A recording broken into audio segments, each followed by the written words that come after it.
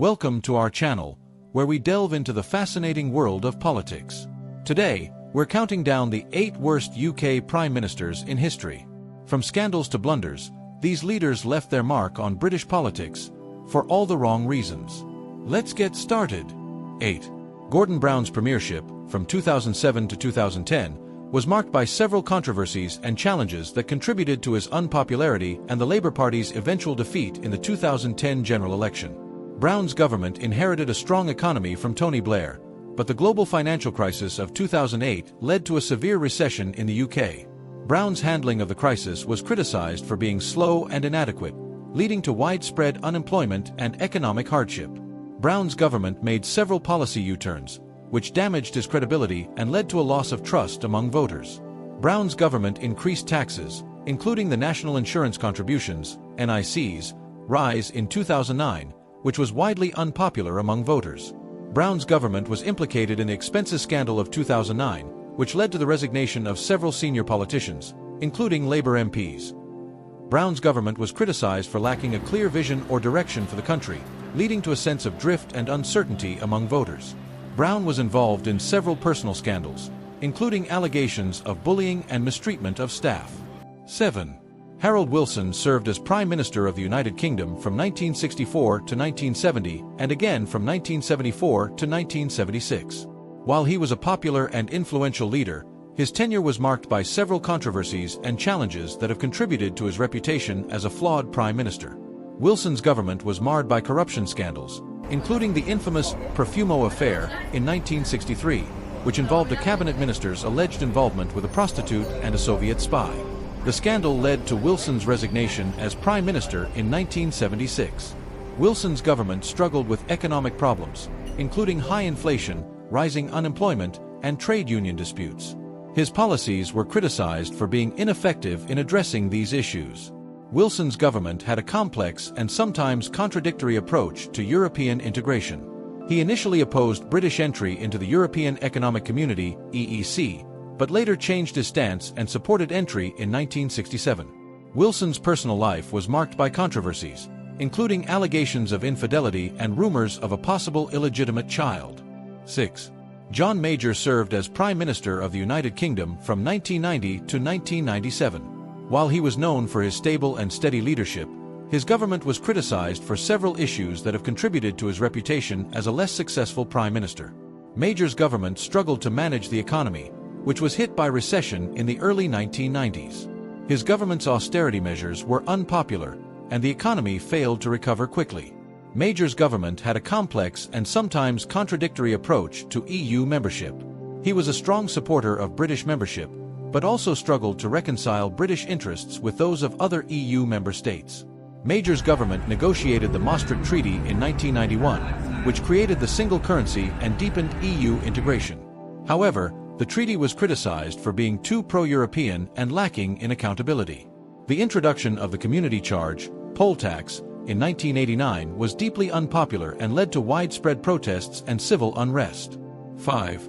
Alec Douglas-Home, who served as Prime Minister of the United Kingdom from October 1963 to October 1964, is often regarded as a relatively unsuccessful Prime Minister.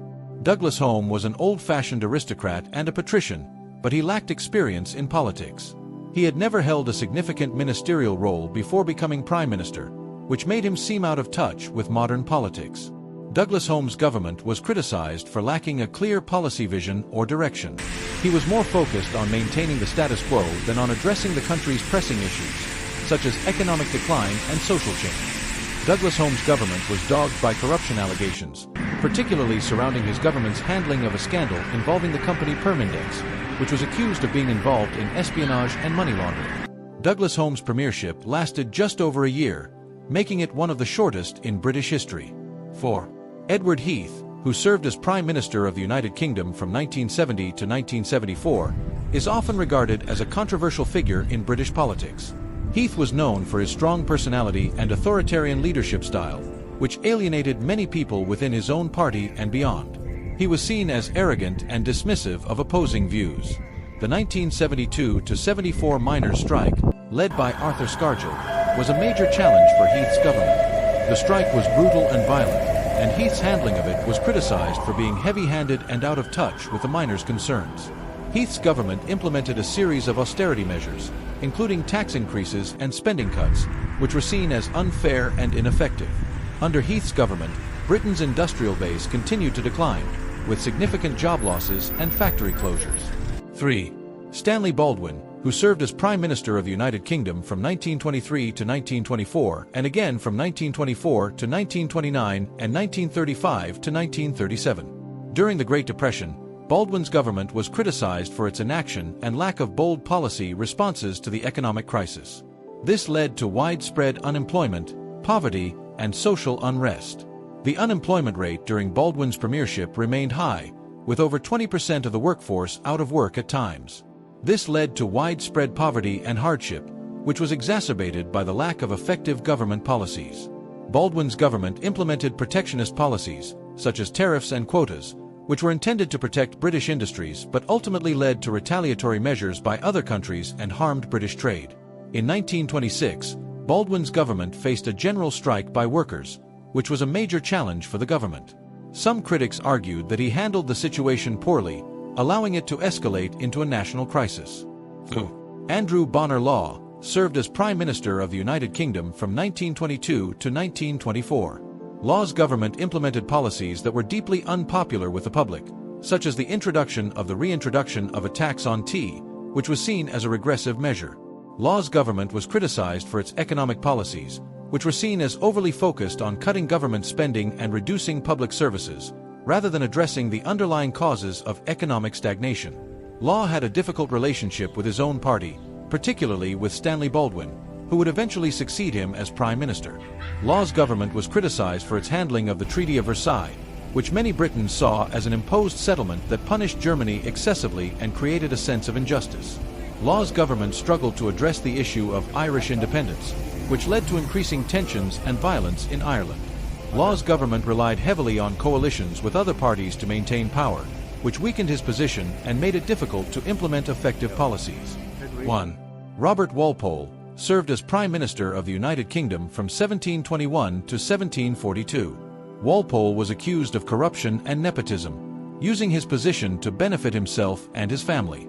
He was criticized for appointing his relatives and friends to important positions and awarding them lucrative contracts. Walpole was known for his authoritarian style of leadership, which some saw as an abuse of power. He was accused of using his position to suppress opposition and silence critics. Walpole's government was criticized for its lack of significant reforms. He is often seen as a do-nothing prime minister, content to maintain the status quo rather than introducing significant changes. Walpole was involved in several personal scandals, including an affair with a young woman named Henrietta Howard, which damaged his reputation and led to criticism from his contemporaries. He was accused of using secret funds and making decisions without consulting Parliament or the public. Towards the end of his premiership, Walpole's popularity began to decline due to these criticisms and scandals. He eventually resigned in 1742 due to opposition from his own party. And there you have it, our countdown of the 8 worst UK Prime Ministers in history. From Gordon Brown to Robert Walpole, these leaders left their mark on British politics for all the wrong reasons.